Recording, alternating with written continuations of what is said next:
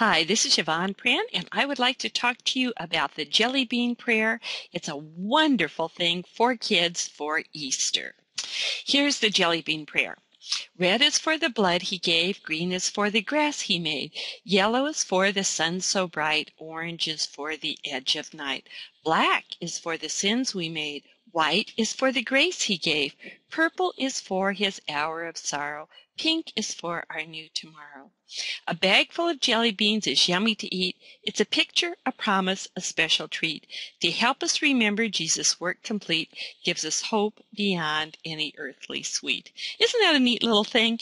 And it's a wonderful gospel presentation to give to children at Easter with a bag of jelly beans to go over using jelly beans, all of those sorts of things. And on my website, Effective Church Communications, and I'll show you how to get to that in just a minute, I have this card and I have two other versions.